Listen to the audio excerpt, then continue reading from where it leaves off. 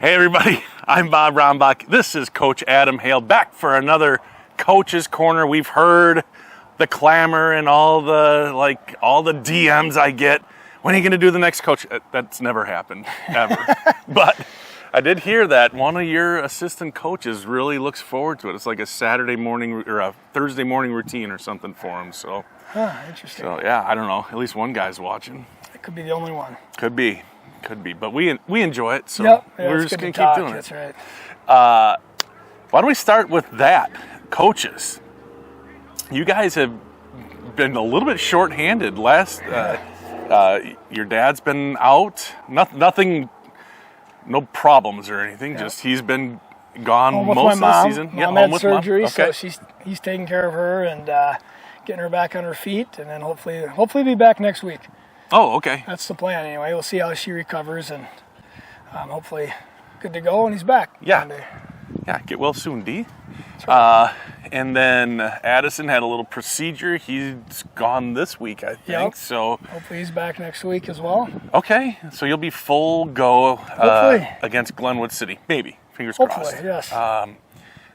But filling in, the coaching staff filling in for your dad.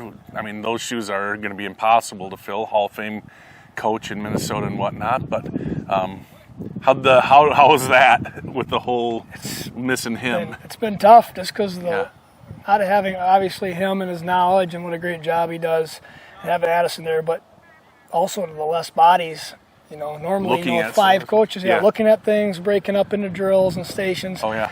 Everything's affected. A lot of practices, we only had 2 coaches there, so that's a huge change. I don't know if that's ever happened. So it's been tough, but, we've navigated. The kids have done a good job, and the coaches, they're fabulous. Seth has done a great job stepping in, and he's got a life. He's got a job. He's not on school time where he can get out of school as a teacher and come right to practice, so he's busting his butt in his job, coming all the way over here from Rush City, and a lot of back and forth, so I can't say enough positive about what he's done and what Mike's done stepping up. Me and Mike coached the JV last night. Yeah. So Mike, he's always willing to do whatever and be a good team guy. So, man, those guys are the best, and couldn't do it without them. Okay, 2 things. When's the last time you coached a JV game, or does it happen from time to time? My first year. Okay. I think it's been since my first year with Keith. Yeah. I was, the JV, maybe D coordinator. I don't even remember. It's been so long. So I coached JV maybe a year there, and other than maybe being on the sidelines for a couple games, just kind of helping, I haven't done it for a long time. It was fun. That's fun. And the other thing, you have had, I was just looking at kind of some history stuff here recently for coaching, and you've had a very consistent coaching staff. I mean, Seth is pretty new. He's been here, but he's been here a couple years now, 3 years, maybe this is his 3rd year, but since you started coaching and head coach in 2012, there was a little bit of change in the beginning, and then it's kind of been the same guys. That's probably not very normal, or maybe it is in high school football. It's got to be tough.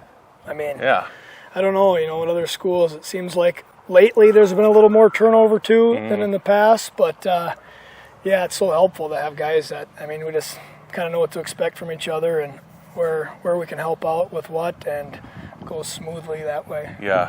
Sorry, I put you right in the sunset. Okay. we could turn this a little bit. I'll turn you more into the sun. How about that? Here, come on. We can maybe move. I try to get a little taller to kind of. Anyway, so very good. So coming off a loss, we don't say that too often, but got beat by St. Croix Falls last Friday. Just can you kind of go over what happened there? What kind of lessons are learned, and how do the boys react the next week, and how do you get them back and ready to go for the next Friday? Well, that's the easy part because again, we played so poorly, and they took it to us, and so it's just like, hey, we need to figure some things out. Here's what we need to work on. It's no time to sit back and pat ourselves on the back. If we would have won and maybe played sloppy and won, and the guys are feeling good about themselves when really we shouldn't. So it was a good lesson. It kind of just gets everybody back focused on where do we need to improve.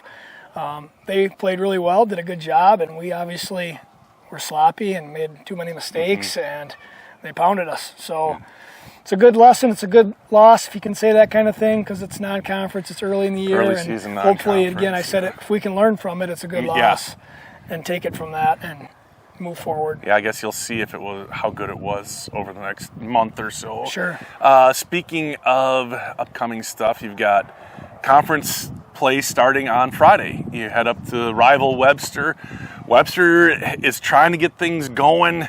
You guys were able to beat them pretty soundly last year, but you were kind of telling me that they're an improving squad. So can you tell us a little bit about what you know about Webster? Yeah, I mean, they were so young last year. Yeah. So all those freshmen were playing. Yeah. Now they're sophomores. They got another year under their belt. So they're a team that's just going to keep getting better and better. Mm-hmm. Those guys get more playing time, and that's so valuable for those young guys. Just like we're finding out, we got some sophomores stepping into roles and some juniors and seniors that haven't played a lot before.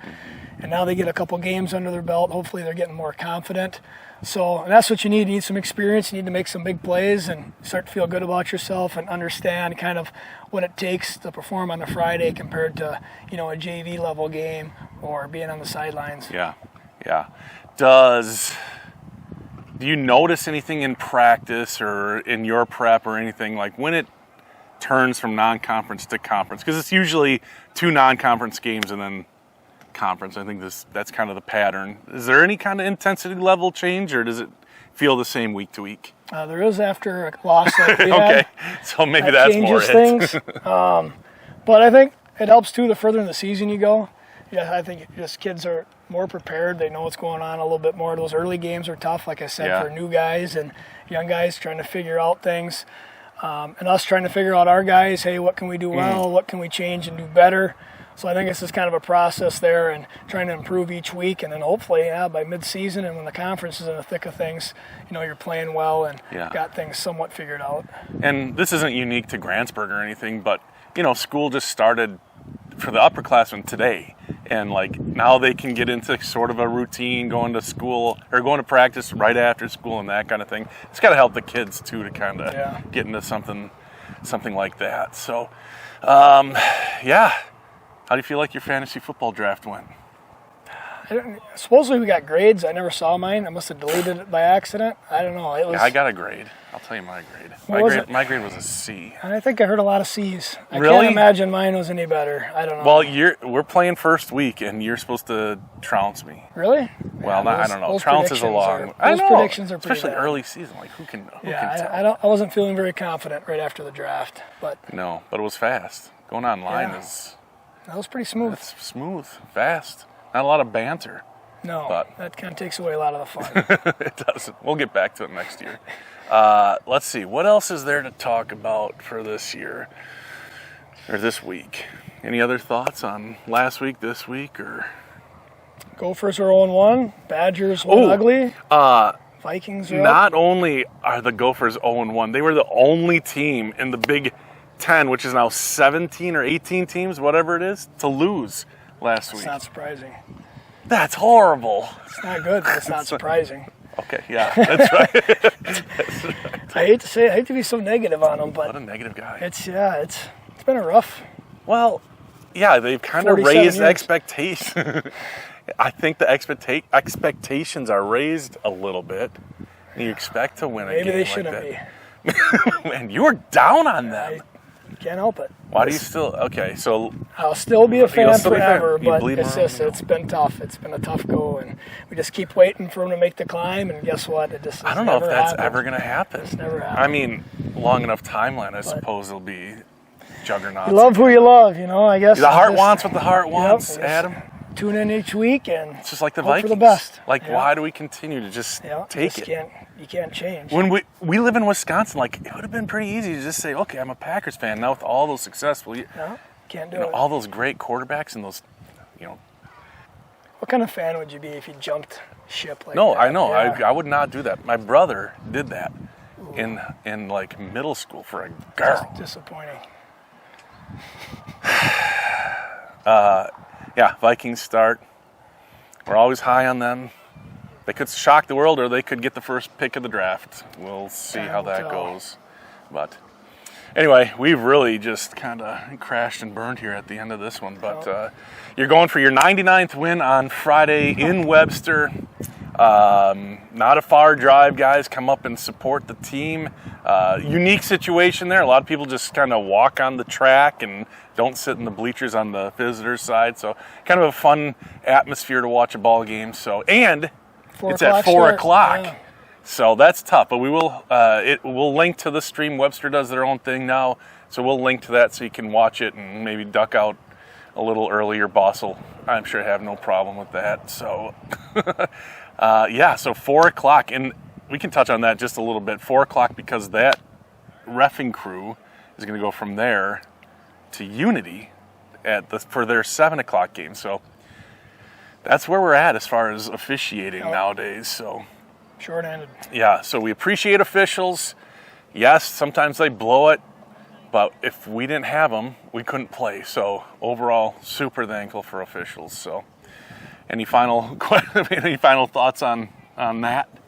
Officiating? Like you said it, I mean, we were very appreciative as many times as, especially Friday, I blew my lid and yelled at them.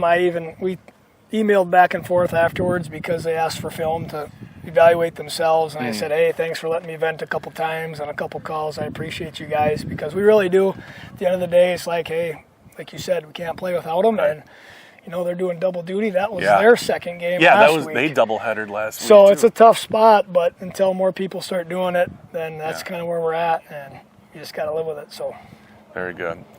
All right, well, that is going to wrap up this week's Coach's Corner. That's Coach Adam Hale.